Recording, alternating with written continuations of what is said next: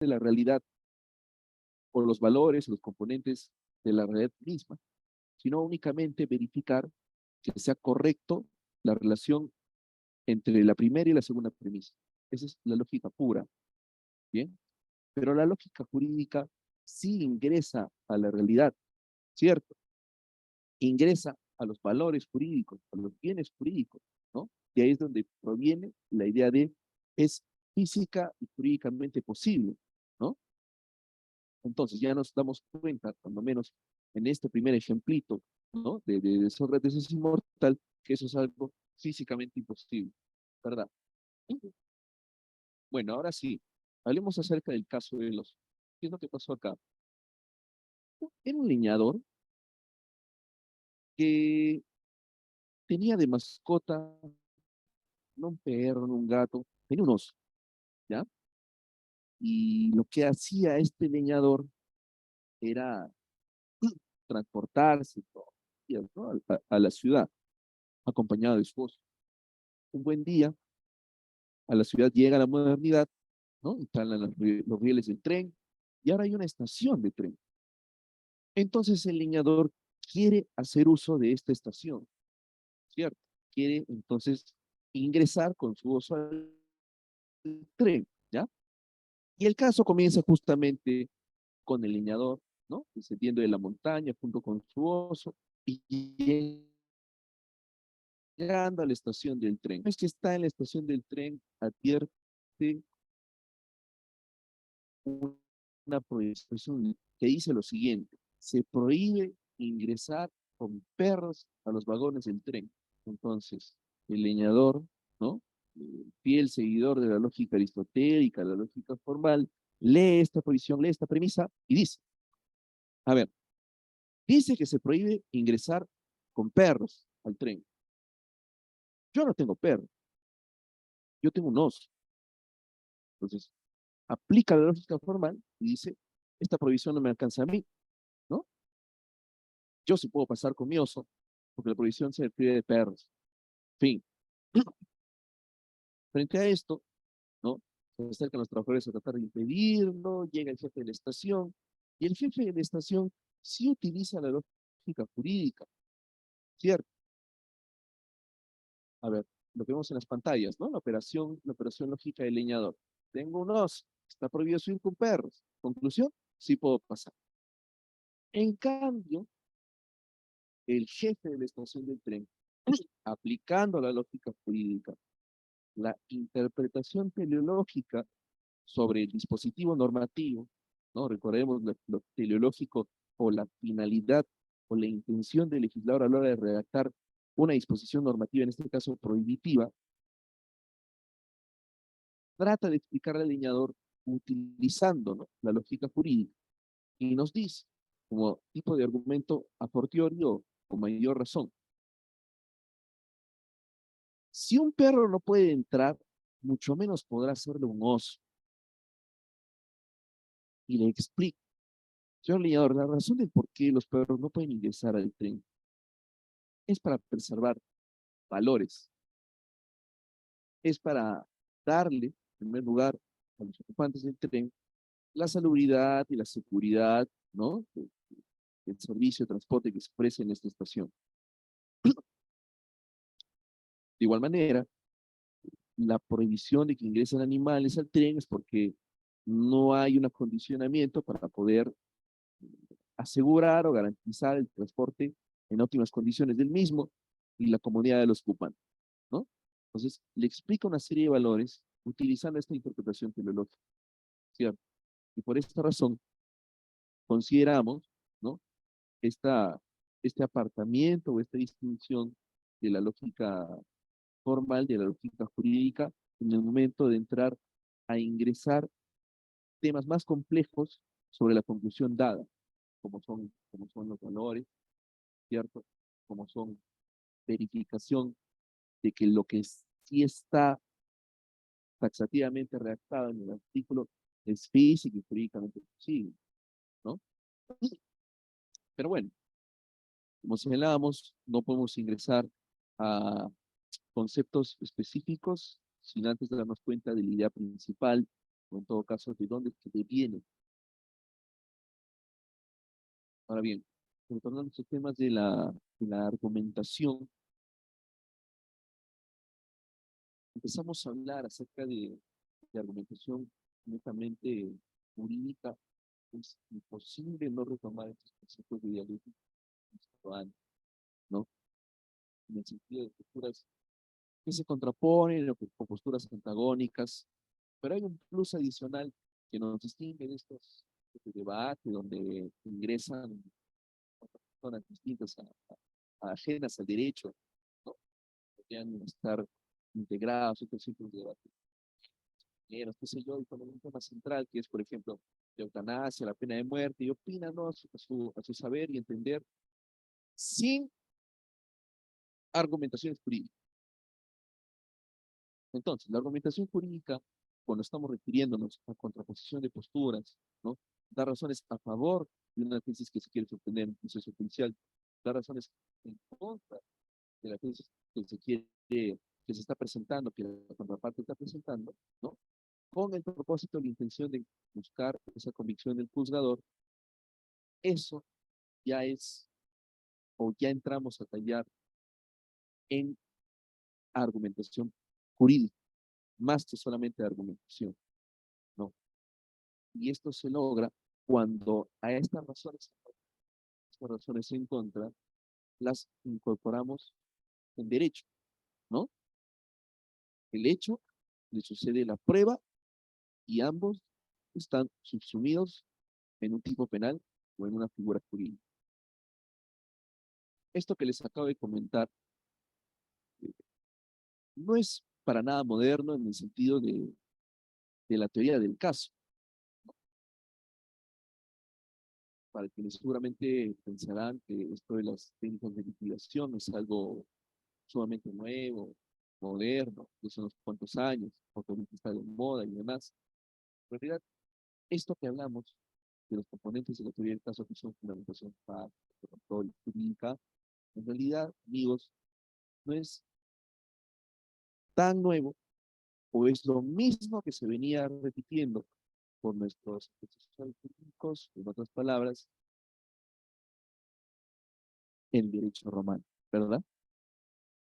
Y es que en ese entonces no solo se acudía con hechos frente a los tribunales, perdón, frente a los tribunos en un tribunal, sino también había que acompañarlo con pruebas y también en derecho, ¿no? Inclusive en los tiempos donde no había un código justiniano como tal, se tenía pues los precedentes de las sentencias, de los fallos de casos anteriores sobre los cuales iban resolviendo hasta que luego apareció el código justiniano y ya los abogados en ese entonces, ¿no?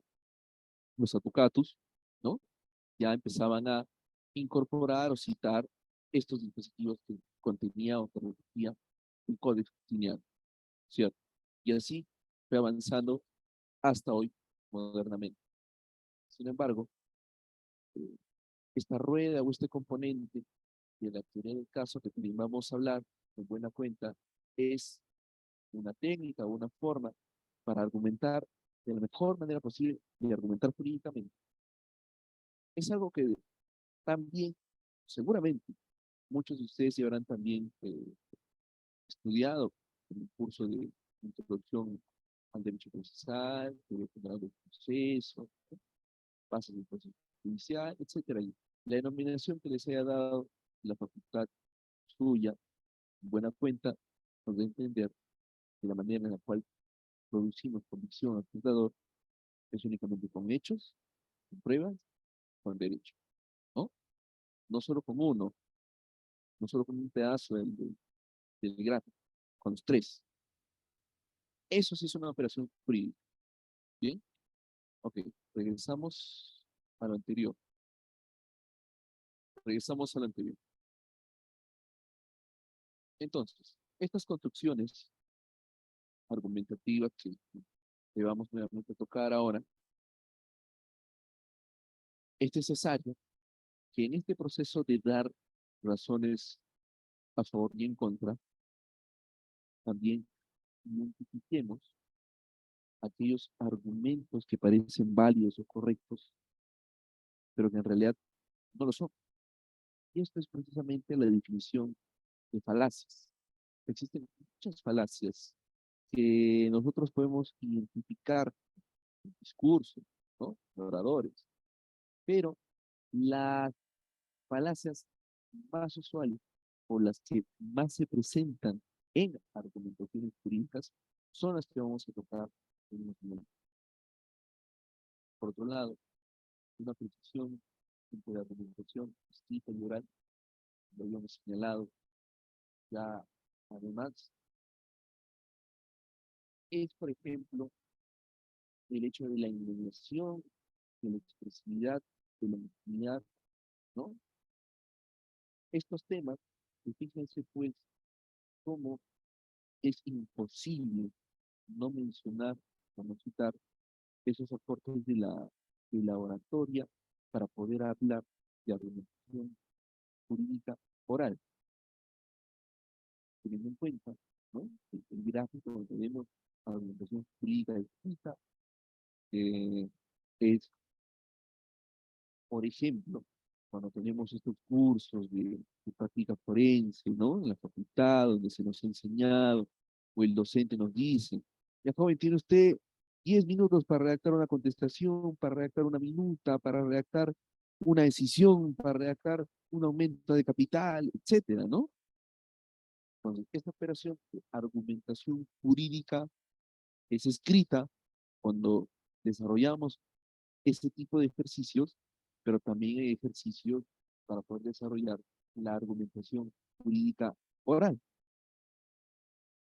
Y como ya lo habíamos señalado, es imposible no hablar de argumentación jurídica oral al momento de dar o evocar esos aportes que ya hemos recordado sobre la oratoria, la dialéctica y la retórica, ¿no? Que es pues la entonación, la velocidad, la expresividad, el lenguaje corporal, etcétera. Sinceramente, no es de mi agrado compartir ese tipo de consejos o tips que muy sinceramente pueden hacerlo ustedes leyendo algún otro documento,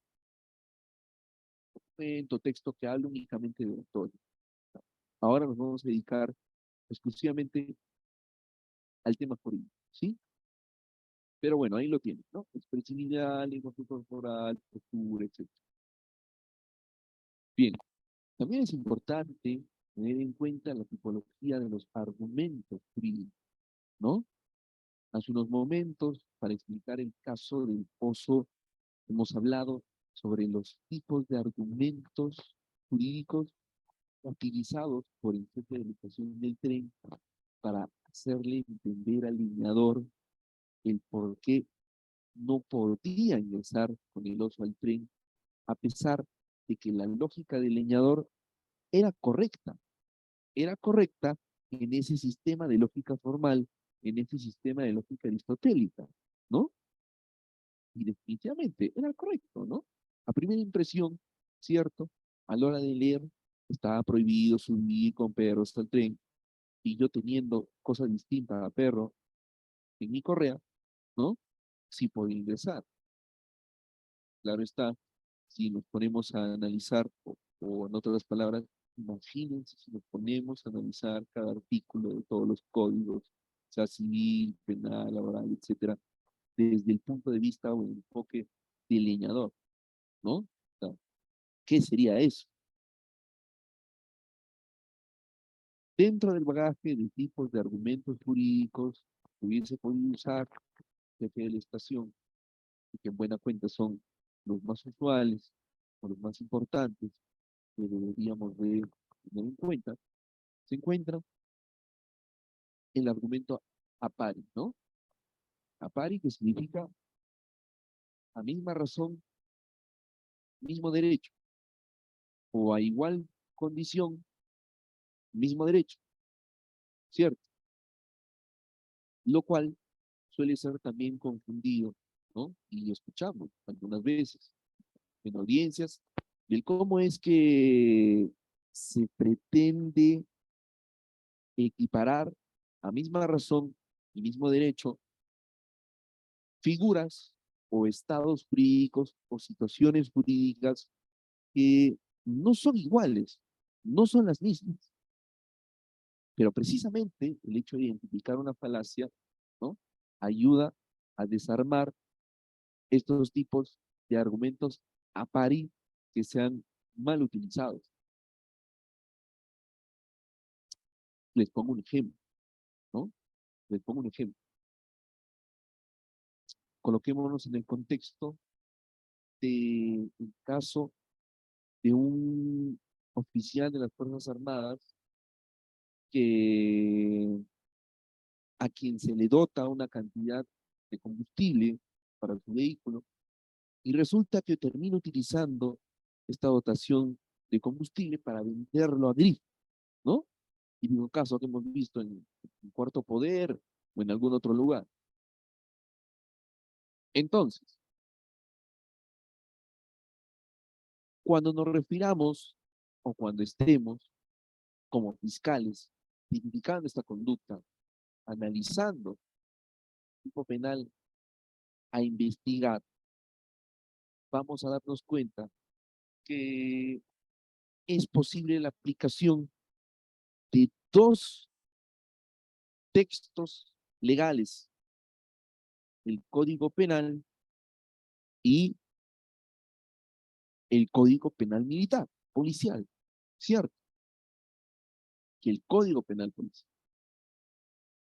Ante esto, ¿no? Ante esto, es de recordar, pues, que los delitos de función, ¿no?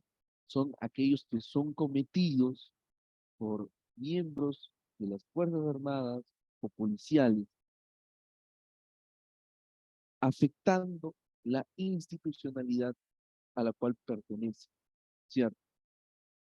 Todo esto ante la premisa de si es posible tipificar sobre una misma persona, sobre un mismo hecho, ¿no? En un artículo del Código Penal o que un fiscal ordinario investigue a este suboficial o este oficial, perdón, a la par o paralelamente que un fiscal, ¿no? Del fuero militar policial. ¿Es posible? Yo les pregunto, ¿es posible? ¿Hay excepciones? ¿Es posible? ¿Y qué hay de la igualdad ante la ley? ¿No? Porque si todos somos iguales, ¿por qué no todos deberíamos ser procesados con un único código? No hacer la distinción o la duplicidad de textos a la hora de tipificar esa conducta que hemos descrito en Código Penal y Código Penal Militar, policial, ¿no? Parecería que se tratase de un argumento a pari, ¿no? En el momento de exigir mismo derecho por una misma razón. Quizás un ejemplo más práctico sea este caso de los controles de identidad para el caso de ciudadanos extranjeros. Hace unos días hemos visto el cómo el legislador peruano ha decidido ampliar de 4 a 12 horas la duración del control de identidad en caso de ciudadanos extranjeros, ¿no?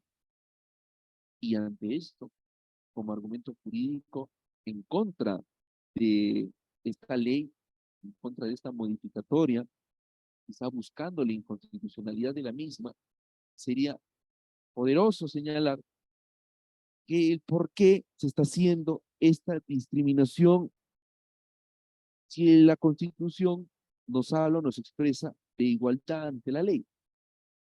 ¿Por qué el hecho de ser venezolano hace que yo me quede 12 horas y no 4 en una dependencia policial, ¿no? Haciendo que se me controle la identidad, ¿cierto? Entonces, estaríamos frente a un caso en el cual se estaría exigiendo un mismo derecho o una igualdad ante la ley para una misma condición o una misma razón que se está invocando y que es en buena cuenta, todos somos personas iguales ante la ley, ¿cierto? Eso sería, en todo caso, un punto de vista, ¿sí? más que todo cercano a un enfoque del leñador, pero dentro de la argumentación jurídica es posible utilizar estos tipos de argumentos para validar inclusive formas de pensar como las del leñador, ¿no? Y esos tipos de casos lo vamos a encontrar un montón. Y para refutar este argumento que es a misma razón, mismo derecho, que como le decimos, es fuerte, es un argumento fuerte, ¿eh? Cuando se invoca, cuando se escucha, tenemos que recordar otra premisa, ¿no? O axioma jurídico, o frase jurídica, como le denominen o quieran llamar, y que es, exige igualdad entre pares, no entre impares. Este argumento, ¿no? Que es para jurídico, para refutar un argumento, da cuenta que nos está situaciones que en apariencia parecen ser las mismas, pero que en realidad no son iguales. No puedes exigir igualdad entre impares. Tiene que ser entre pares, entre personas que tengan la misma situación o la misma condición frente a la ley, ¿no? Y no es tinta frente a la ley el caso de los peruanos como en el caso de los ciudadanos extranjeros que sean detenidos por un control de identidad, ¿no? Y esta distinción ya avalada por el Tribunal Constitucional, siempre y cuando existan muchas mayores, ¿no? Descansen justificaciones que sí puedan justificar este tipo de distinción entre situaciones jurídicas. Y en el caso planteado, ya hay de sobra, ¿verdad? Por la misma, no, hay de sobra, ¿verdad? Por el simple hecho de que cuando uno está haciéndole el control de identidad a un ciudadano peruano, es mucho más rápido por la logística y por los mecanismos tecnológicos que se tienen a la hora de cotejar efectivamente la identidad de un ciudadano peruano estando en Perú que de un ciudadano venezolano estando en Perú, porque ¿qué hay que hacer? ¿No? Hay que hacer esta suerte de cotejo o validación con la embajada, que traigan información y eso, lógicamente, no va a durar menos de 4 horas, va a tener que ser más de 4 horas. Y por esa razón, esta distinción de horas simplemente por la nacionalidad sí va a descansar en un argumento jurídico mucho más grande, ¿no? Y que es las razones o la proporcionalidad del plazo, ¿no? De la duración de la hora. Entonces, este argumento, misma razón, mismo derecho o exigencia de las mismas reglas por la misma razón, puede refutarse con el argumento de no exigir igualdad entre impares, sino entre pares. En otras palabras, misma razón quiere decir misma situación jurídica, no desigual. Y siendo la misma situación jurídica, le corresponderá el mismo derecho. Bueno, un argumento a fortiori, ¿no? Significa argumento con mayor razón, y es lo que hemos usado en el caso del oso, cuando el señor dice, si, si, si no es posible, no es posible que ingreses con un perro, con mayor razón no vas a poder hacer con un oso. Otro sinónimo de este tipo de argumento es, perdón, un antónimo o una forma de dar un argumento a fortiori es con el axioma de quien puede lo más, puede lo menos, ¿cierto? Quien puede lo más, puede lo menos. O la suerte de lo accesorio es la misma que de lo principal, ¿no? O en otras palabras,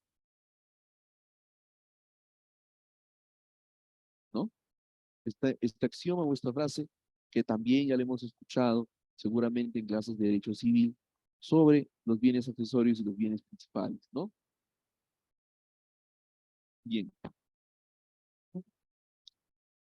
Otra tipología de argumentos jurídicos bastante usada es el argumento contrario sensu o en sentido contrario, ¿no? Esto se usa bastante cuando queremos interpretar prohibiciones de artículos que únicamente, ¿no? O de dispositivos normativos que únicamente se refieren de manera positiva o descriptiva, pero que en ningún momento niegan o taxativamente está redactado en el contenido de esa disposición normativa la palabra prohibición, no es posible, es imposible, que, no, no, no. Precisamente como no está ese tipo de palabras insertadas en la redacción de la norma que nosotros queremos sacarle la prohibición, es que tenemos que utilizar un argumento contrario sensu, ¿cierto? Un ejemplo de esto se da si hojeamos el Código Procesal Penal, si hojeamos el Código Procesal Penal y en el capítulo dedicado a la etapa de juzgamiento sobre las técnicas de litigación oral respecto al tema de las preguntas permitidas que pueden realizársele, que pueden realizársele a los testigos en juicio oral y sobre la gran discusión que hay sobre objetar preguntas en etapa de diligencias preliminares, pese a que nuestro Código Procesal Penal taxativamente no regula ese supuesto de objeciones en diligencias preliminares, el argumento o la premisa de que sí es posible objetar preguntas prohibidas durante la toma de declaraciones en la etapa de diligencias preliminares, esto es cuando el fiscal está preguntando al detenido, al cliente, cuando el policía le está preguntando al detenido, ¿no? Ese tipo de argumento o de proposición descansa en un argumento contrario sensu. ¿Por qué? Porque si leemos el Código Procesal Penal en la etapa de juzgamiento, nos vamos a dar cuenta de la prohibición clara respecto de preguntas, ¿no? Opcionantes, impertinentes, ¿no? Subjetivas, ¿cierto? Capciosas, una serie de preguntas prohibidas que no pueden hacer, ¿verdad? Ahora bien, este tipo de prohibiciones son en realidad sacadas con el argumento contrario sensu, porque en ningún artículo del Código Procesal Penal nos da una lista de objeciones. Y no vemos acá, entonces, objeción por pregunta capciosa, objeción por mentira, toda la lista de objeciones que existen. ¿De dónde la hacemos el penal? No regula ni un solo artículo única y exclusiva de objeciones que se pueden utilizar. No hay. ¿Cómo es que hemos podido sacar un listado de opciones de ahí haciendo un argumento contrario sensu? Si es que el legislador me dice, Código Procesal Penal, que no están permitidas este tipo de preguntas, ¿no? Contrario sensu, es posible que yo pueda solicitar objetarlas en ese momento del juicio oral, ¿no? Ahora bien, sobre la posibilidad de las objeciones de este tipo de preguntas en etapa de diligencia preliminar, en etapa de diligencia, hay que utilizar ahí el argumento a fortiori y decir, ¿no? Cuando estemos en esa situación, porque no vamos a permitir que los fiscales y policías le hagan preguntas subjetivas a nuestro patrocinado que ha sido detenido, ¿no? No pueden hacerle preguntas capciosas, hipotéticas, conclusivas, argumentativas, ¿no? Porque si el Código Procesal Penal entiende que el juzgamiento, ¿no? El juez, el proceso, no puede seguirse con la obtención, con las respuestas de preguntas prohibidas, con mayor razón tampoco puede permitir el abogado defensor que éstas se realicen en la etapa de diligencia criminal, ¿no?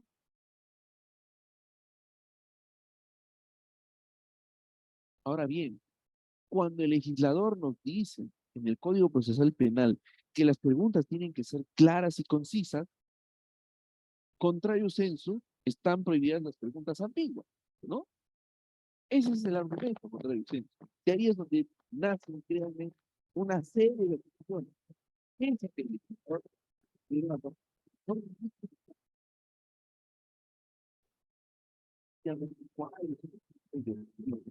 simplemente leyendo el Código Procesal Penal y aplicando la lógica jurídica, ¿no?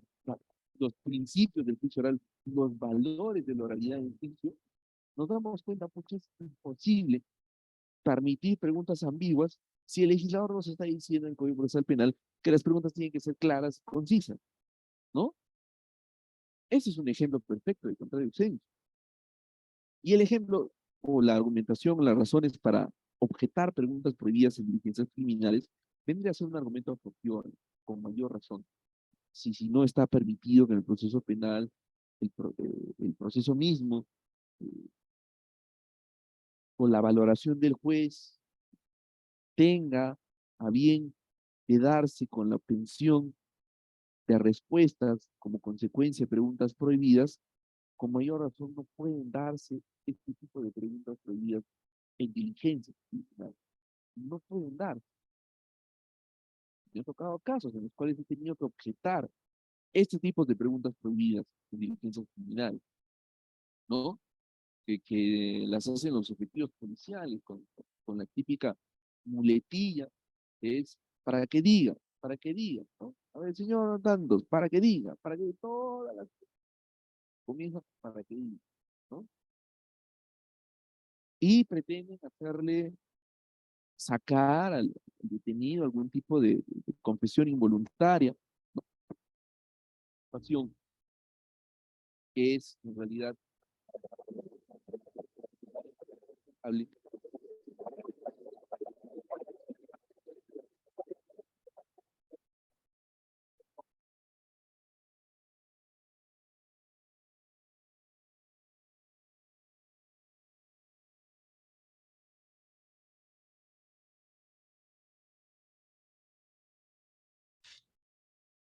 Doctor Diego, no le escuchamos, doctor.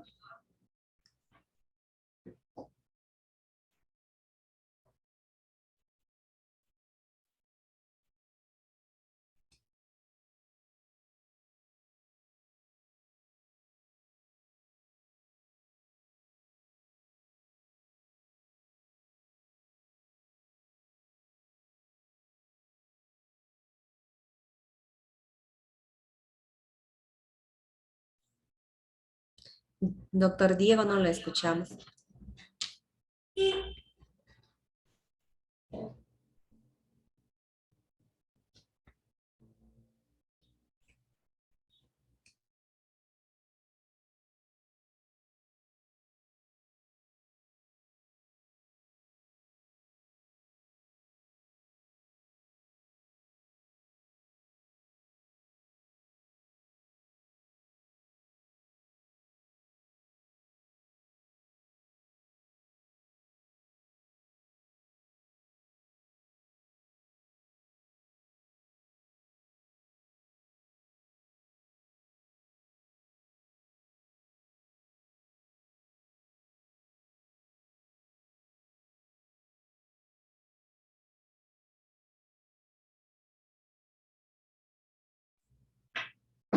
Doctor Diego,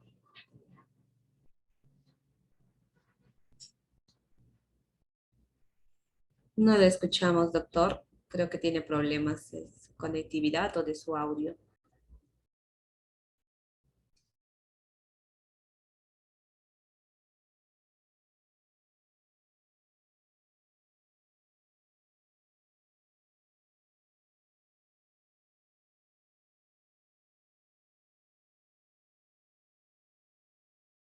Listo, ahora sí entiendo que me escuchan, ¿verdad? Sí, doctor, pero le escuchamos Qué bueno. bajito, doctor, si puede aumentar su volumen, por favor. A ver,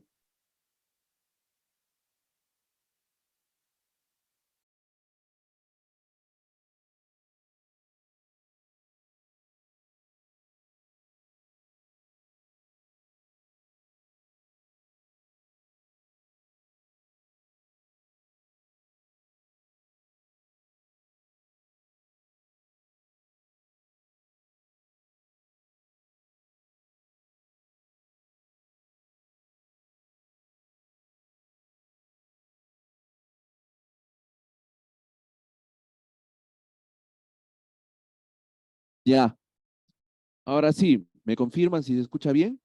Sí, doctor, la escuchamos bien ahora sí. Ya, qué bueno, qué bueno. Bien,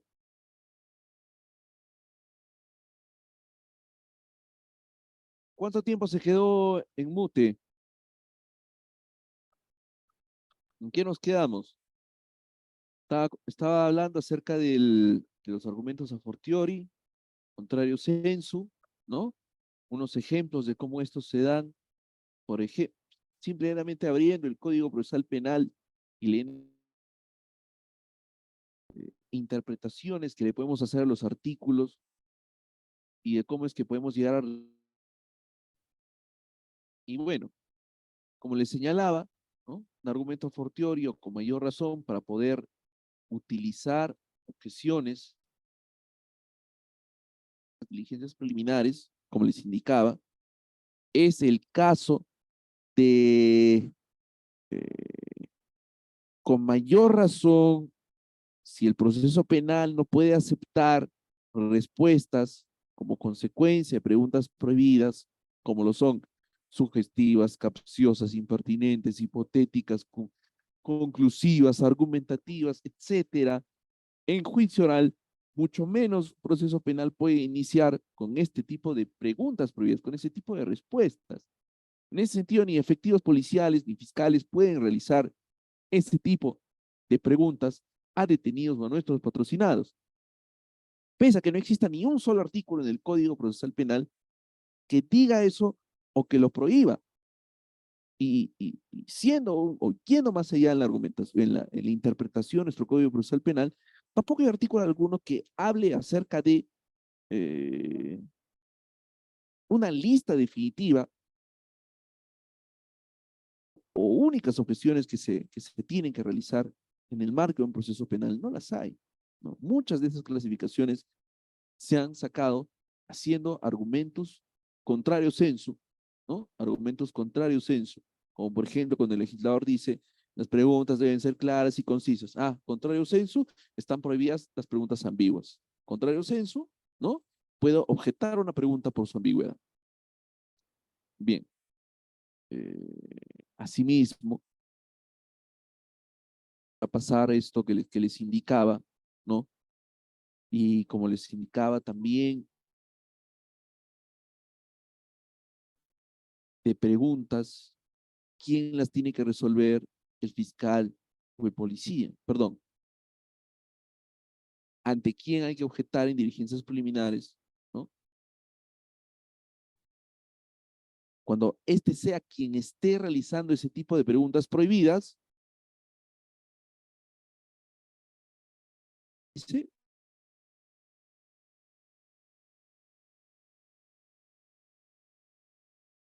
fuente que es a base de este tipo de preguntas que empiezan, para que diga, para que diga, para que diga, ¿no? Toda una planilla de preguntas con las cuales quiere hacer caer en contradicciones a nuestro patrocinado, ¿no? Buscar algún tipo de autoinculpación o, ¿no? Una confesión, ¿no? Bueno, basta únicamente con ver la actitud policial cuando detienen a una persona y sacan el celular y empiezan a grabarlo, estando en el patrullero de camino a la comisaría, ¿no? Y le empiezan a grabar y preguntar, por qué lo hiciste? ¿Por qué has hecho eso? ¿Eso tiene algún valor? ¿Tiene algún valor jurídico? No, ¿verdad? Pero aún así lo hace. Y lo mismo ocurre cuando estamos en la toma de las declaraciones, ¿no? Entonces, la labor ahí del, del litigante, la labor ahí del litigante es no ser un actor pasivo o una mesa de partes que escucha cómo es que le hacen este tipo de preguntas a nuestro patrocinado. Hay que objetar esas preguntas frente al fiscal. Y ya me ha pasado, ¿no? Que han sido recibidas las objeciones, que no se ha continuado o no se han escrito en esa acta estas preguntas por ser prohibidas. Y nos ayuda a algo que es la virtualidad, en el sentido que quedan grabadas, ¿no? Muchas de esas tomas de declaraciones, cuando estamos todos conectados en el Google Meet. Y es que si por A o B el fiscal no quiere aceptar la objeción que nosotros le hemos planteado, sino que nosotros ya hemos argumentado, ¿no? el, el motivo de la objeción e identificado el tipo de pregunta prohibida que le quiere hacer responder a nuestro patrocinado, ya tenemos ese audio grabado, ese acto procesal grabado de la interposición de nuestra objeción, de la negativa del fiscal y de la consecuente eh, y del consecuente tránsito, ¿no? O que en otras palabras es que no nos quiere aceptar la objeción y que responda, no quiere responder. Bueno, siguiente pregunta, ¿no? O ya respondió nuestro patrocinado y podemos solicitar la exclusión, ¿no? La exclusión de esa declaración, precisamente por haber, precisamente por haber recabado respuestas como consecuencia de preguntas prohibidas. Esa es la idea. Bien, siguiente tipo de argumento jurídico importante son estos denominados argumentos teleológicos. Los argumentos teleológicos buscan explicar cuál ha sido la finalidad del legislador para poder dar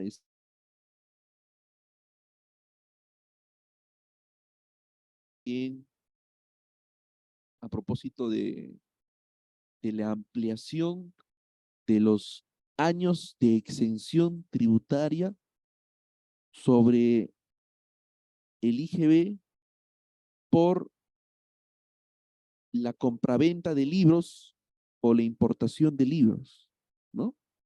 Como sabrán, la venta de libros jurídicos, todos los libros que nosotros consumimos, están exentos de un IGB. Y hace solo unos días se ha renovado esa norma, pese a críticas, pese a posturas encontradas, que no querían que se dé esta ley, cuya consecuencia directa era obviamente acrecentar en un 18% libros a nivel nacional. O sea, iban a costar un 18% más. ¿Por qué iban a costar un 18% más? Porque, lógicamente, quien va a comprar o vender estos libros no los va a pagar el impuesto, ¿no? El IGB lo paga el consumidor final, ¿no? Entonces, es un 18% más ¿de qué, por ejemplo? ¿No? De costo final al cliente, al lector. Entonces, en un país que no está acostumbrado a leer y que se quiere promover la lectura, ¿cómo podemos, ¿no? Desde la finalidad teleológica del legislador, para poder decidir no recaer de la actividad editorial? ¿Cuál, ¿Cuál es el fundamento teleológico, el argumento jurídico teleológico de esto? Dar la lectura, ¿no? Que se reduzcan los precios de los libros. Otro ejemplo de argumento teleológico, y ahora sí ingresando al tema penal, es, por ejemplo, esta dación de la modificatoria y la incorporación de nuevos delitos en el Código Penal.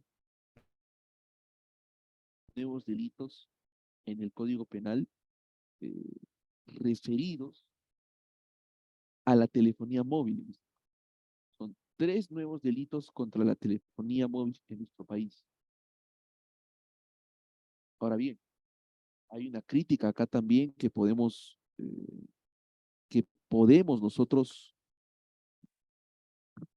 analizar, y es que esta ley del día de ayer en la noche, esta ley del día de ayer en la noche, lo que ha realizado es incorporar 3 tipos penales, pero ubicarlos fuera de los delitos contra el patrimonio, pese a que la política criminal del Ejecutivo es combatir el comercio ilícito de los celulares obtenidos como consecuencia de un delito.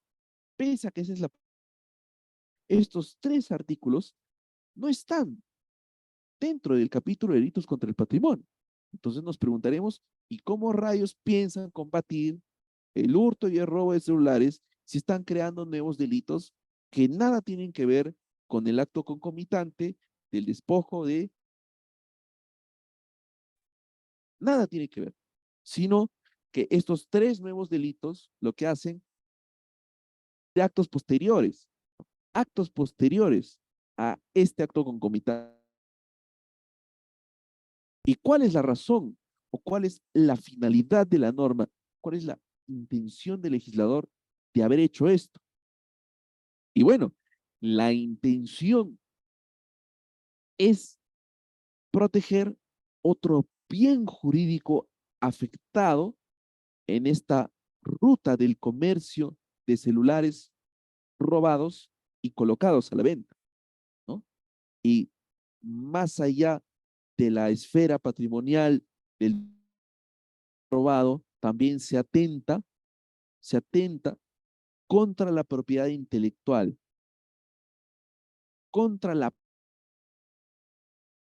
aplicación de equipos celulares, cuando estos técnicos de celulares agarran el email o agarran y abren el código que está en el chip del celular para poder desbloquear celulares reportados como robados, inutilizados por Ociptel, pero, oh sorpresa, al día siguiente aparecen nuevamente en el comercio, en el tráfico económico, ya desbloqueados o liberados y a un costo que incentiva más robo redondo, ¿verdad?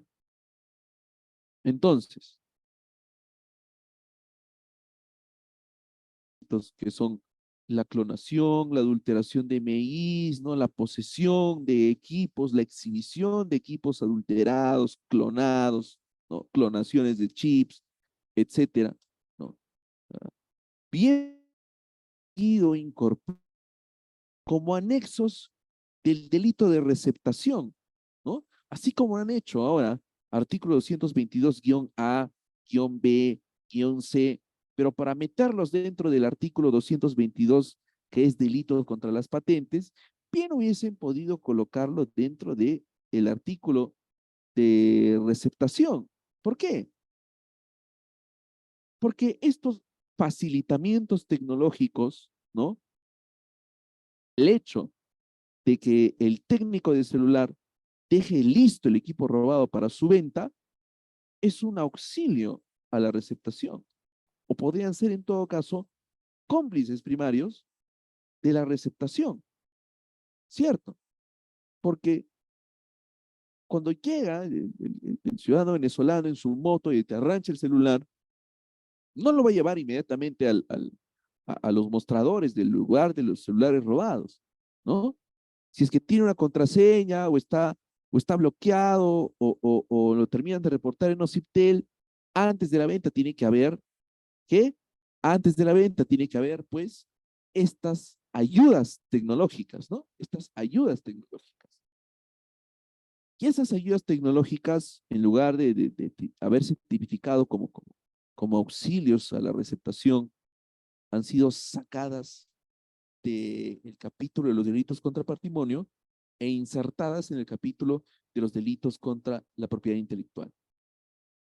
Entonces, el argumento teleológico, la finalidad de la norma, la exposición de motivos de las leyes es lo que encontramos cuando hablamos de argumentos teleológicos. Y el argumento teleológico de estos tres nuevos delitos, ya lo saben, es cautelar, patente, la patente de Huawei, la patente del Honor, la patente del Samsung, la patente del iPhone, ¿no? Cuando estos técnicos abren esos equipos que están patentados y empiezan a cambiar, ¿no? A manipular chip, el email, etcétera, etcétera, etcétera. Esa es la idea. Pues ese es el argumento teleológico, ¿no? Me comentan si se me escucha ahora sí bien o sigue sonando bajito, por favor, me explican. Ahorita los estoy leyendo en el chat. Sí, se le escucha, doctor. Sí, ya está bien, ¿verdad? Sí, doctor. Bien. Otro tipo de argumento jurídico es el argumento ad exemplo, ¿no? Argumento ad exemplo. Un argumento ad exemplo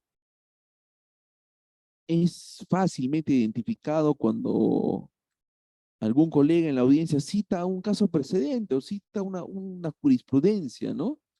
Ah, dentro de ese marco llamado teoría del caso, de hechos, previo y derecho, cuando nos referimos a derecho, citar el artículo de legítima defensa. No, cuando hablamos de fundamentación jurídica dentro de teoría del caso, es también el hecho de la invocación de jurisprudencia, ¿no? Eso es lo que se refiere a un argumento ab exemplo, una jurisprudencia que se ajusta al caso en concreto o el caso en específico que estamos ahora patrocinando.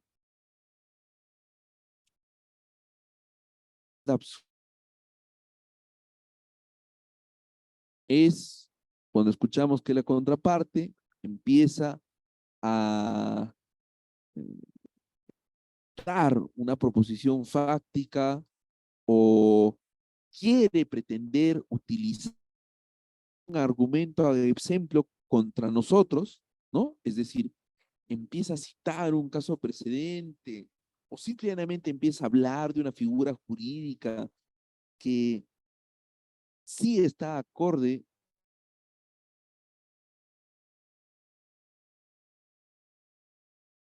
como fiscal o como abogado defensor o como actor civil o como tercero civil responsable, o sea, del lado que sea opositor al nuestro, ¿no? O que sea nuestra contraparte.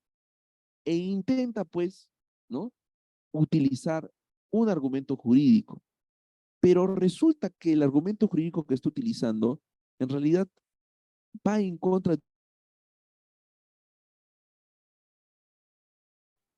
Ese es un argumento ad absurdum, ¿no?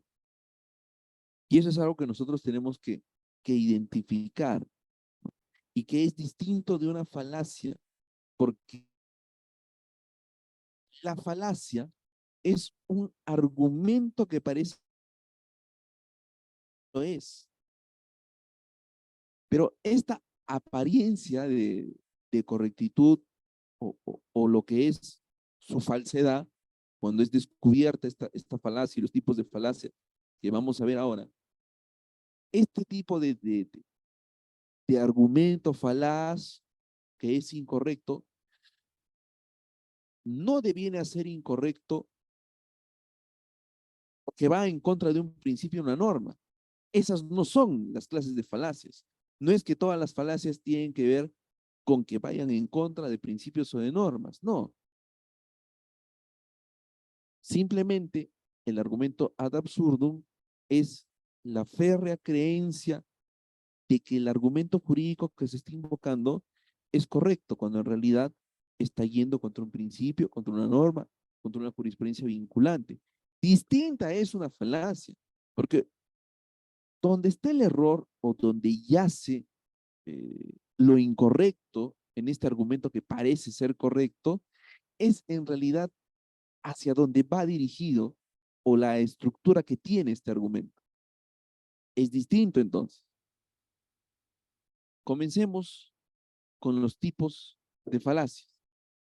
una falacia ad hominem. Esto también los podemos escuchar en audiencias, ¿no? Que son ataques personales y no argumentos racionales, ¿no? En la lógica, la retórica, un ataque personal se denomina una falacia ad hominem, que en latín pues significa contra el hombre, ¿no? En lugar de utilizar cualesquiera de los tipos de argumentos jurídicos que acabamos de analizar, no, la contraparte simplemente quiere atacarnos a nosotros, uh, inclusive con lenguaje ofensivo que no está relacionado a la verdad del asunto. Un ejemplo de esto eh, se nos viene a la mente cuando vemos alguna cierta audiencia que está subida a Justicia TV de cierto fiscal que le dice al juez, ¿no? Le dice, señor juez, mediante su intermedio, me permito regalarle este código penal al abogado defensor, porque se nota que no lo lee, no lo ha leído. Y la audiencia ya se empieza a personalizar, ¿no? Se empieza a salir del tema probandum y el abogado también se pica y le responde que esto, que lo otro. Está ahí en Justicia TV, ¿no? Ni siquiera son casos del día a día, son casos importantes. Se entiende que ese es el criterio para que salgan en Justicia TV, pero este tipo de falacias ad hominem, ¿cierto? Eh, ataca a la... Pero bueno, más allá de falacias, más allá, perdón, del lenguaje ofensivo, lo más claro o lo más obvio al momento de identificar este tipo de falacia, en realidad lo que no es tan obvio es cuando se hacen ataques personales sobre la base de las características personales. Es decir, se trata de rechazar o criticar la opinión de otra persona solo por sus características. ¿Ya? Yo refuto tu argumento sin ingresar a la logicidad jurídica de lo que tú hablas. Solamente estoy reduciendo tu argumento por quién eres o qué cosa eres o tus características personales, ¿no? Por ejemplo, un argumento de este tipo de falacias cuando están hablando ahí dos mujeres sobre sus temas de algún tipo de sus problemas personales que compete únicamente ese género, ¿cierto? Y una de ellas escucha que Antonio opina o se mete en la conversación y dice, tú no puedes opinar acerca de feminismo, Antonio, porque tú no eres mujer y que esto que lo otro. ¿Qué tipo de falacia es esa? Es una falacia ad hominem, ¿cierto? Porque fíjense cómo ni siquiera la respuesta o la reacción al análisis de las razones o la opinión o el sentido o la intención de qué cosa es lo que hora de meterse en la conversación, sino que es un descarte a primera, ¿no? Cuando se le rechaza su argumento simplemente por eso también es una falacia ad hominem, ¿no? Bien, bien. Otro tipo de falacia es la falacia del hombre de paja, ¿no? Una falacia del hombre de paja consiste en atacar un argumento que la contraparte nunca la dio. O sea, yo le invento un argumento o le hago sacar cosas que la otra parte nunca dijo para distraer la atención de lo que en realidad dijo, ¿no? Por ejemplo, veamos este ejemplo. Dice Pedro. ¿Qué dice Pedro? Creo que deberíamos remodelar nuestra página web. Y Antonio le dice, ya, pero estás diciendo que nuestro trabajo en el departamento de diseño interno no vale nada y que tenemos que derrochar el dinero en otro departamento externo, ¿no? En otra área. Esta es una falacia del hombre de paja, ¿no? Porque aquí no está atacando a la persona ni sus características, nada. Simplemente lo que vemos acá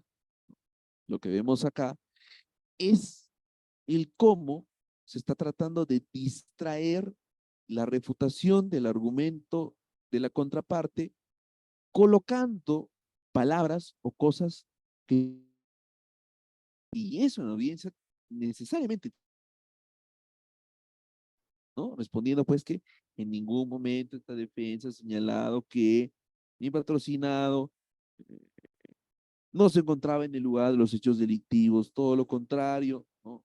Es un hecho que ha sido señalado por los testigos de esta misma defensa, quienes también han indicado el cómo es que él se encontraba en el lugar de los hechos delictivos, ¿no? Con la salvedad que esto y que lo otro, ese tipo de falacias de hombres de paja tienen que necesariamente refutarse en ese mismo momento. Y esa es la finalidad o la intención de identificar falacias, ¿no? Identificarlas, ¿no? Y refutarlas en ese mismo momento. Esa es la idea. Una falacia de apelación a la autoridad es cuando eh, queremos hacer pasar un argumento como válido por el simple hecho de citar a la persona que hubiese dicho lo mismo, ¿no? Y esto, wow, lo podemos encontrar cuando una audiencia alguien cita a algún autor de renombre, ¿no? Empieza a hablar de Jacobs, habla de Roxin, ¿cierto? Y dice, ¿no? En palabras de Roxin, dentro del sistema elaborado por Jacobs sobre la participación, la responsabilidad penal, y empieza a dar su argumento jurídico. Y todos tienen que dar por válido, certero, lo que sea que esté diciendo, por el simple hecho que acaba de citar a una autoridad en la materia. Esa es una falacia, ¿no? De falsa autoridad. ¿Cuándo nos damos cuenta que se trata de una falacia de falsa utilidad? Cuando lo que está diciendo es erróneo o nunca lo dijo la autoridad que acaba de citar, ¿no? O pretende hacer ingresar un argumento jurídico como válido por la autoridad que acaba de citar, cuando eso no es así. Y eso también es algo que se tiene que refutar en ese mismo momento, ¿no? Eso también es importante. La falacia de falsa equivalencia, ya hemos visto cuando hemos recordado, ¿no? Estos argumentos de qué. ¿Cuál es el argumento? A pari, ¿no? La misma razón, mismo derecho. Claro, pero ese argumento fácilmente se puede tergiversar cuando yo le presento al juzgador una equivalencia que es en realidad falsa, que nosotros tenemos que refutar señalando que no se puede exigir igualdad entre impares, sino entre pares. ¿Ya? A primera impresión o primera vista, parecería equivalente o parecería estar en las mismas condiciones lo que se está presentando, pero en realidad no es así. No es así. Bueno, otro tipo de falacias fáciles de identificar en argumentos jurídicos son estos. A ver, ¿qué dice acá? De un reincidente no podemos esperar verdad alguna, dice el fiscal, ¿no? En su alegato de clausura. De un reincidente, señor juez, no podemos esperar verdad alguna. Alguien que quiera escribir en el chat o activar su micro y decirme qué tipo de falacia es esta, ¿no?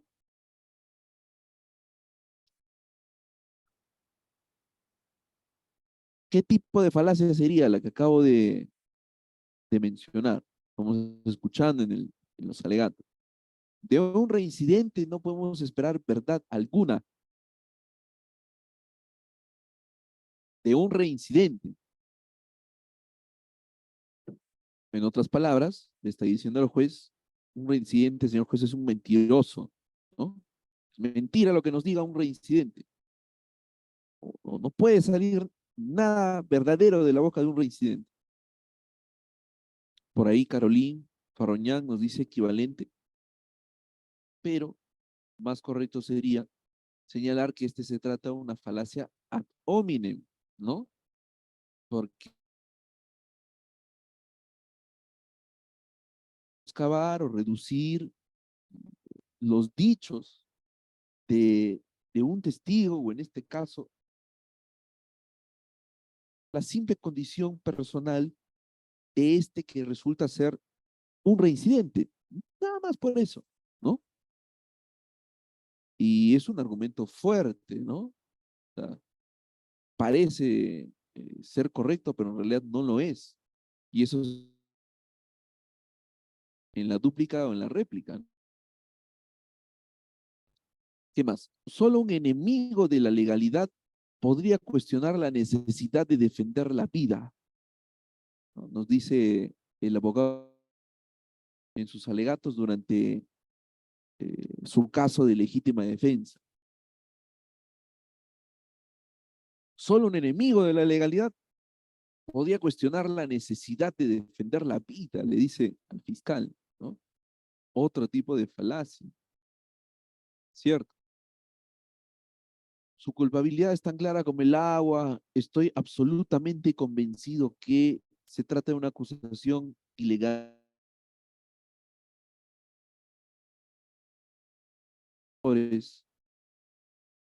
Hacemos este tipo de valoraciones sobre la acusación o decimos, señor juez, esta es una acusación tendenciosa, maliciosa, que se cae a pedazos, etcétera. En realidad estamos haciendo criterios de valoración cuya actividad valorativa del juez.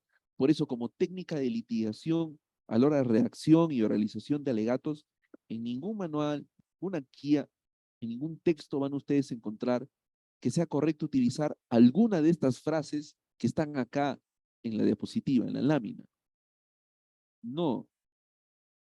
La idea o lo que se quiere en este sistema no es la persuasión.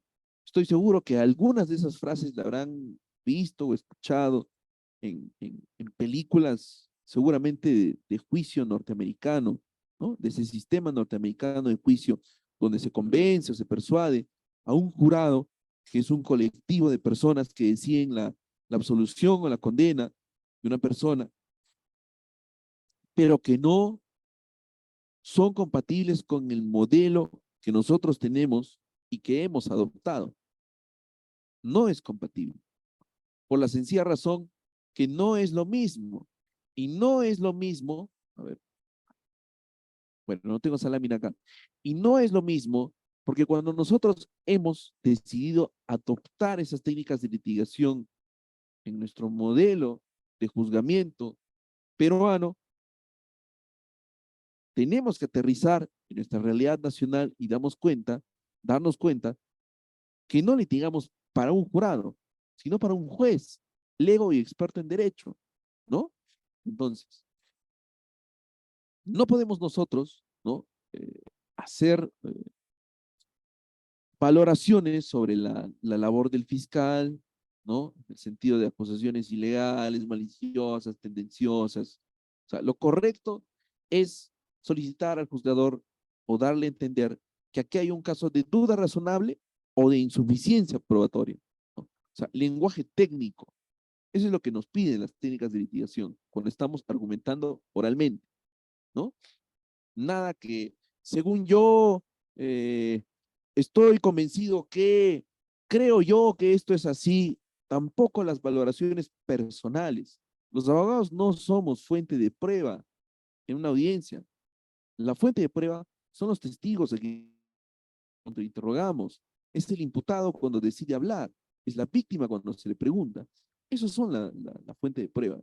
Entonces, es erróneo cuando a nivel de argumentación oral utilizamos este tipo de frases.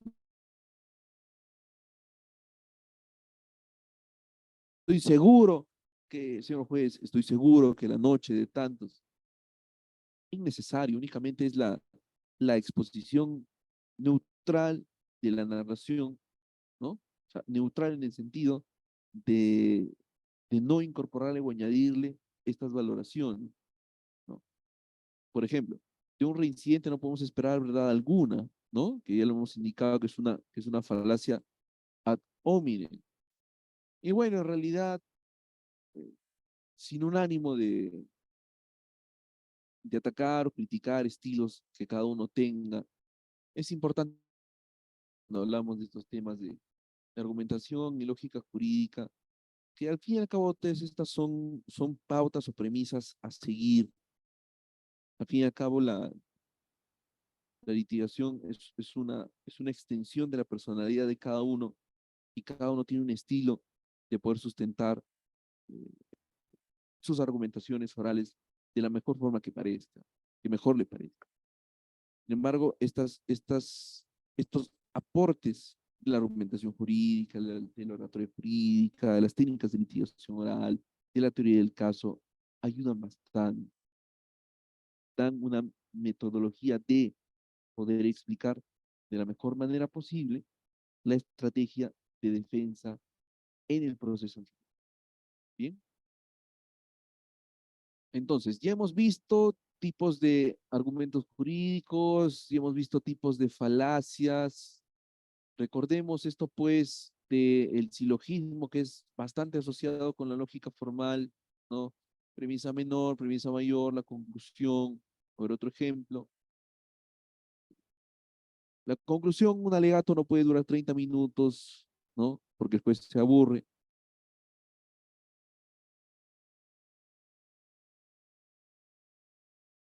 Atención, ¿sí? Googleenlo. La curva de la atención. La curva de la atención nos dice, ¿no? Como aporte de la oratoria, que una persona presta más atención al inicio y al final de un discurso, de un relato, de un alegato. En el intermedio, como que se apaga su atención y luego vuelve a capturarla, ¿no? Y esto es más o menos también la justificación del por qué se recomiendan lemas al inicio y al final de los alegatos, ¿no? La curva de la atención, ¿bien? Otro ejemplo de silogismo, como ya lo hemos visto en el caso del oso, ¿no? Del leñador, que utiliza este tipo de lógica, o que también usa el silogismo y nos dice como premisa mayor, prohibido los perros, perdón, acá se ha pasado, prohibido los perros, conclusión, sí puedo pasar. Ya hemos visto esto en la sesión anterior, ¿cierto? Nada más que ahora vemos un gráfico para terminar de entender la idea del método de Tullman, ¿no? Que era la base, la garantía, el respaldo, la autocrítica y la conclusión, ¿no? A ver, utilicemos el método de Tullman en el caso del oso. La base es que tiene un oso. La primera justificación de mi conclusión es que el oso es un animal peligroso. El segundo nivel o segunda justificación es que la norma impide a los animales en general. Impide a los animales que hemos señalado que son la salubridad, la comodidad de los ocupantes del tren. Lo que estamos viendo acá, el método de Turing, como recordaremos, nos exige dos niveles de garantía, ¿no? Dos niveles de garantía o dos niveles de justificación. Usted, para su argumento, tiene que tener una justificación y una justificación de la justificación, ¿verdad?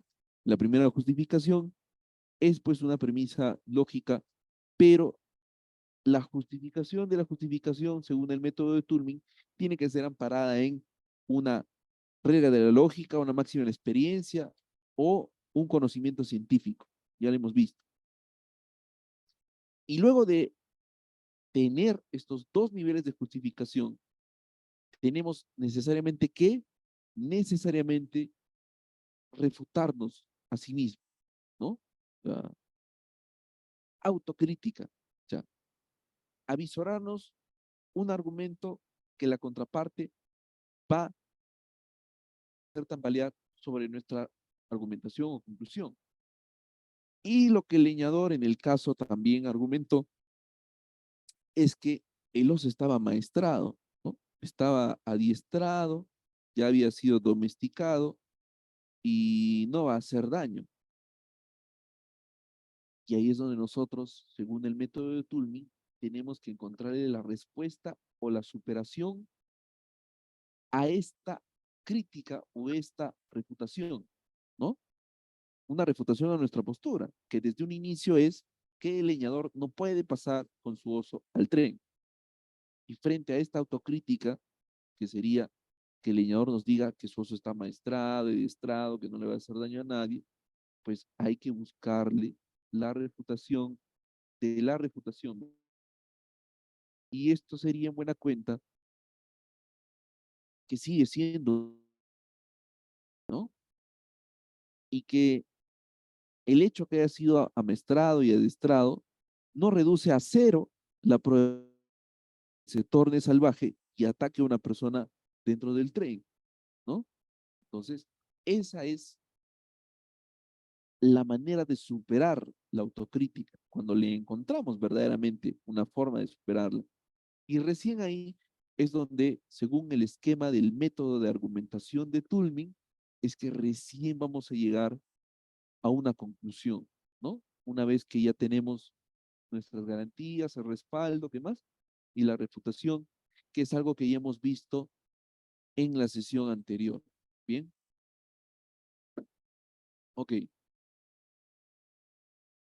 Ahora, recordemos esto de la retórica y veamos cómo es que la retórica nos da un esquema de argumentación o una propuesta de alegatos, ¿no? Parecido al método de Tullman.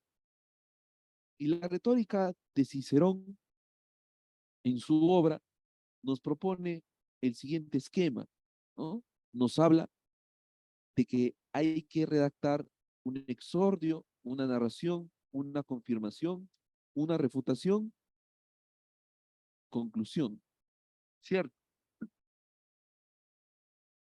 Lo que trasladado a retórica para el campo jurídico en el litigante, ¿no? Sigan el cuadro, por favor, estamos leyendo el cuadro ahora.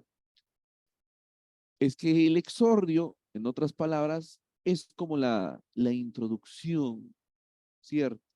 La narración para este esquema de Cicerón sobre la retórica, cuando se refiere a la narración, es lógicamente los hechos, ¿no? La confirmación de la narración, según Cicerón, o lo que denomina él confirmación, son las pruebas de los hechos hablados, y la refutación, la autorrefutación, es neutralizar las observaciones de la contraparte o despejar las contradicciones que pueden haber nacido como consecuencia de la narración y la confirmación que hayamos expuesto. Y finalmente, la conclusión en este modelo retórico de Cicerón es síntesis y solicitud, ¿no? Lo que estamos haciendo acá, obviamente, es trasladar este esquema de Cicerón sobre la retórica a lo que vendría a ser la actividad del operador jurídico, ¿cierto? Y eso es lo que estamos viendo en este cuadro. Otra forma, a manera de eventos jurídicos, es la siguiente. Nuevamente, ojo al cuadro. Primero, realizar un cuestionario, ¿no?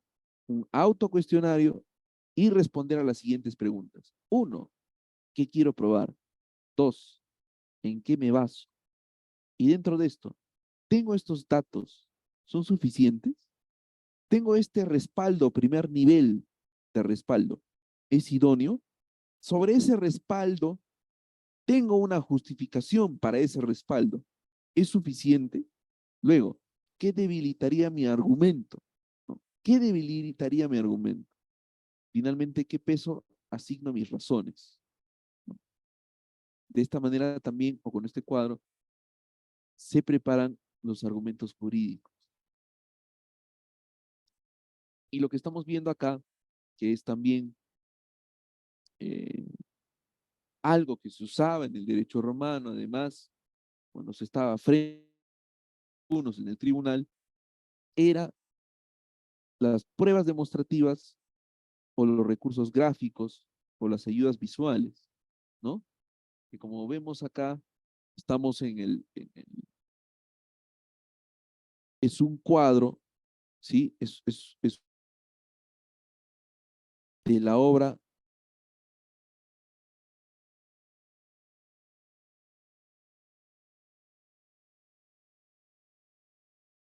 Un ratito, por favor.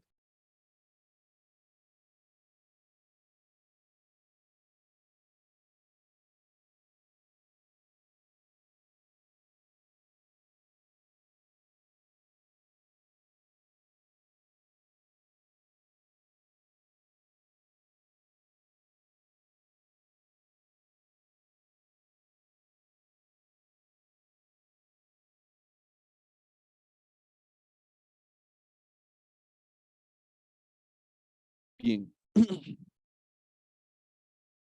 regresé. Lo que estamos viendo, ¿sí? Es la pintura del caso de la prostituta Friné. Bien, ¿de qué es lo que se le acusaba a Friné? Bueno, lo que se le acusaba a Fride era el delito de impiedad, ¿no? Impudismo.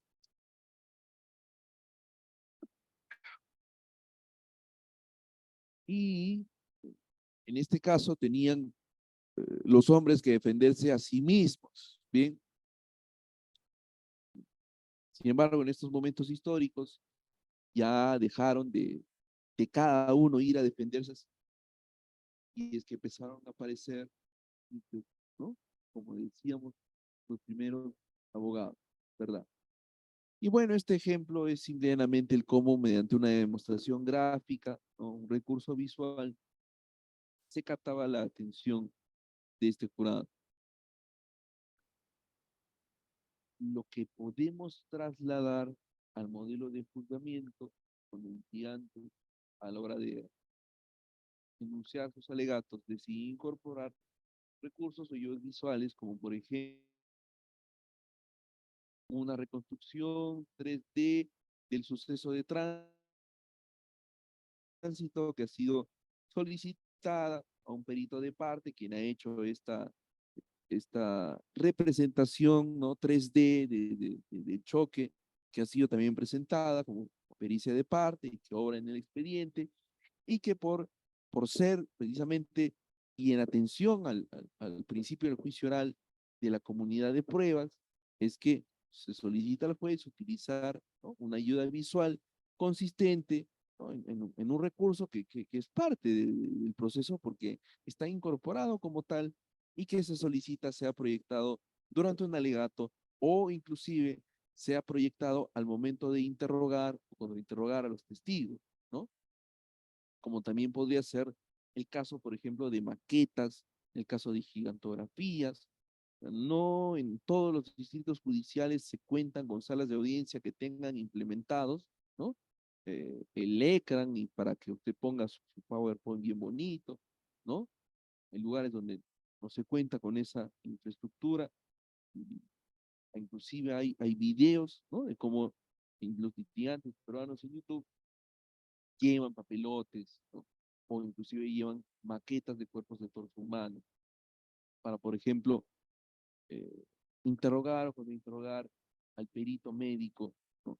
Sobre, por ejemplo, eh, la trayectoria de los proyectiles de armas de fuego de entrada y de salida.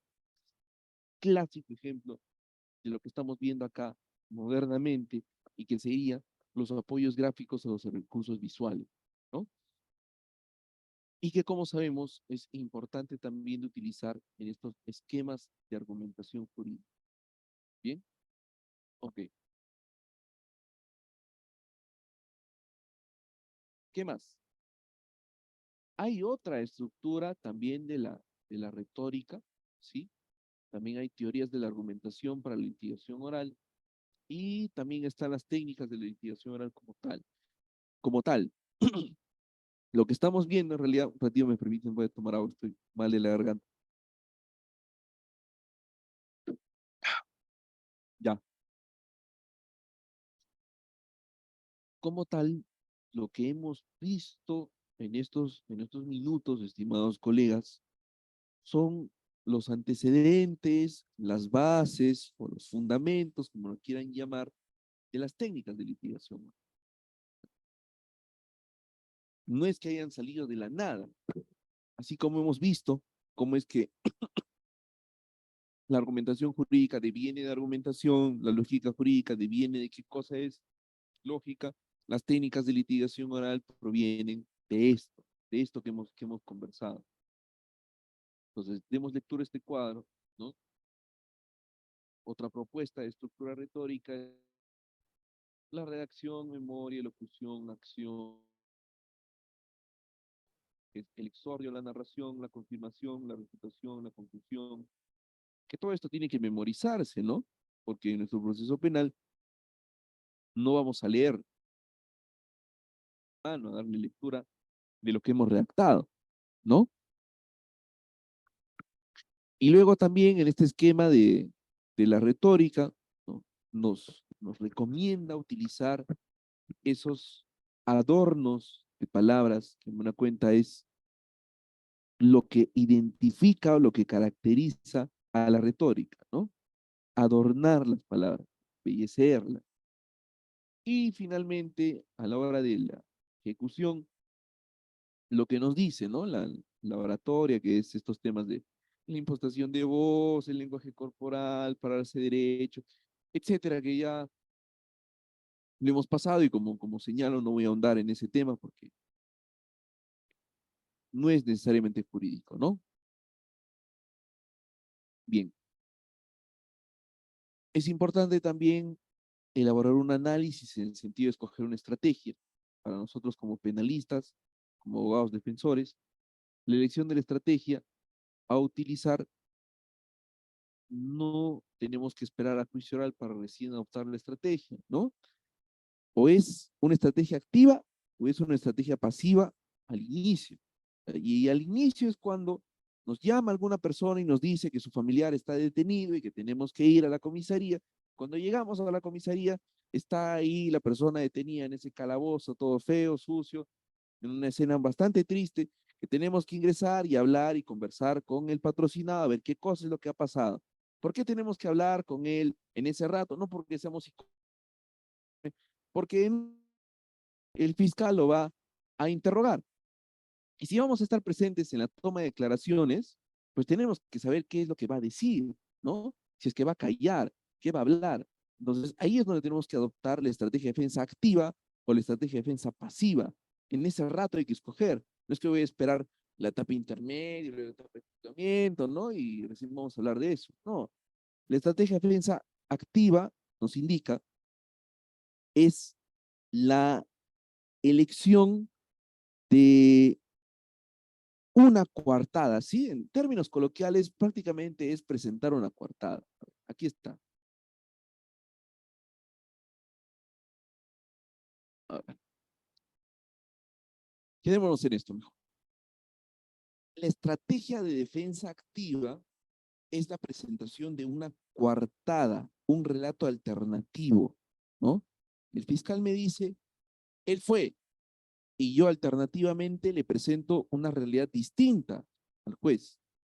Y le digo, no, a esa hora, en ese día, en ese lugar, mi patrocinado estaba en la casa de su abuelo, ¿no? Por ejemplo. Otro ejemplo de relato alternativo. El fiscal me dice, le digo, no, se defendió en legítima defensa, ¿no? Esa es la estrategia de defensa. En cambio, la estrategia de defensa pasiva no tiene nada que ver con la presentación de una coartada o de un relato alternativo. Es simplemente la limitación, en otras palabras, es limitarse a atacar los puntos débiles de la tesis fiscal. Y esa escuchamos, ¿no? En el alegato decir, no probará, no demostrará, no acreditará, ¿no? Las proposiciones fácticas del fiscal.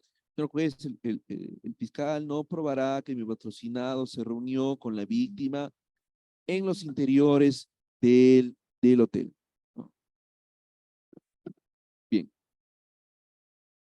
En términos más coloquiales, una estrategia de defensa pasiva es colocarnos como cierto expresidente frente a la prensa de brazos cruzados, y decirles, demuéstrenlo pues, sin, ya saben que sigue, ¿no?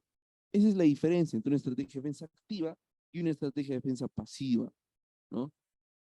La elección en ese rato de armar una coartada o decidir no armar ninguna coartada y atacar la tesis del fiscal, negándolo, negando.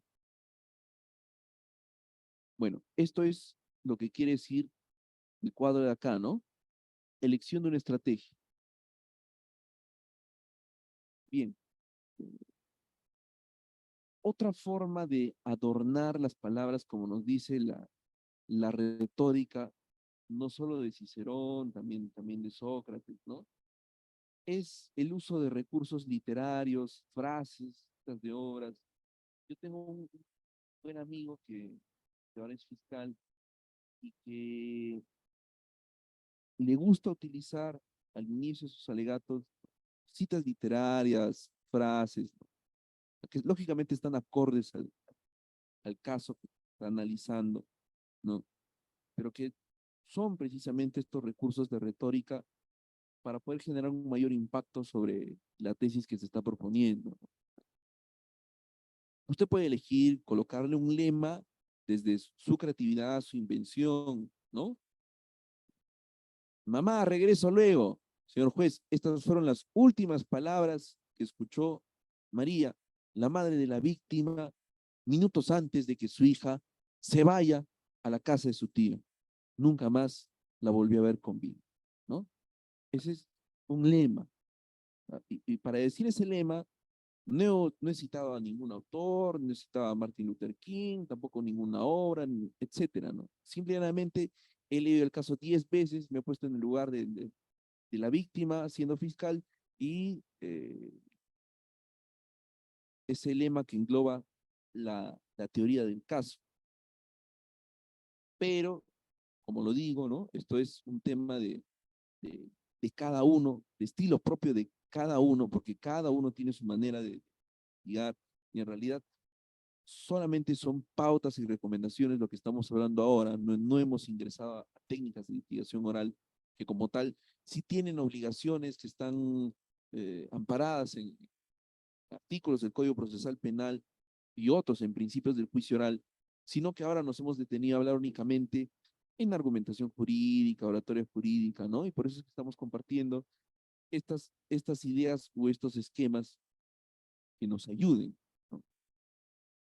Y bueno, es como lo señalábamos, es imposible no tocar estos aportes de la oratoria que nos hablan de el manejo de las emociones, el dominio escénico, ¿no? Que en buena cuenta nos vemos a esas falacias ad hominem que ya hemos realizado, que ya hemos revisado, que ya hemos analizado, ¿sí? Bien, entonces quedo atento para las preguntas. Nos quedan 4 minutos para las 9. No sé si alguien tiene alguna duda, la puede dejar en el chat, puede activar también su micro y con mucho gusto la resolvemos.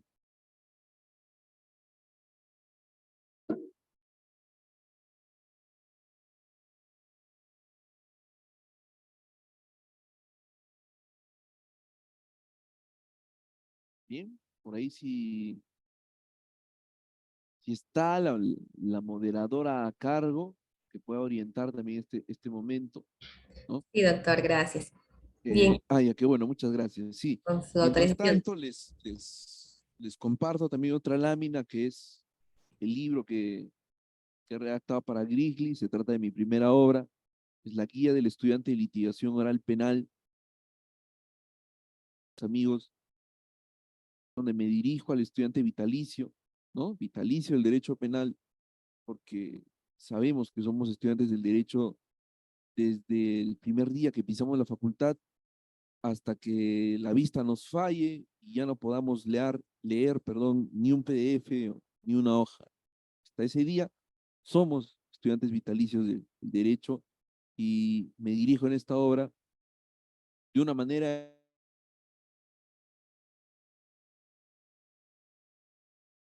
sobre las cuestiones más importantes de las técnicas de litigación oral, como son la teoría del caso, cómo armar fácticos con el sistema teoría del caso, preparación de testigos, sintomatología de la mentira, ¿no? Eh, y otros puntos que ya lo están viendo en sus pantallas mientras van redactando por ahí las preguntas, ¿no? Que tengan a bien. Y si gustan un ejemplar, ya saben que pueden escribir al número que está en pantalla. Eh, diga- Dígame, moderadora, perdón, le he cortado. Sí, doctor, solamente para mencionar a nuestros participantes que desean hacer sus preguntas, pues pueden levantar el icono de la mano para activarles el micrófono. Solamente ello, doctor. Ah, ya, de acuerdo, de acuerdo. Sí, me parece que ha quedado claro entonces. No es que hayamos propuesto tampoco discusiones, en realidad espero le haya sido de suma utilidad estas pautas acerca de la argumentación y la lógica jurídica, ¿no? Gracias a la invitación, la cuestión de ANDAP, quedo atento para cualquier otra comunicación o coordinación, ¿sí? Sí, doctor, muchas gracias. Agradecerle por su excelente disertación, doctor. Esperamos contar con su participación en los próximos eventos académicos que estamos organizando, doctor. Nuevamente agradecerle a nombre de nuestra institución por su participación. Muchas gracias, doctor. Listo, listo, gracias, gracias. Entonces, me despido, que tengan buenas noches todos. Muy buenas noches.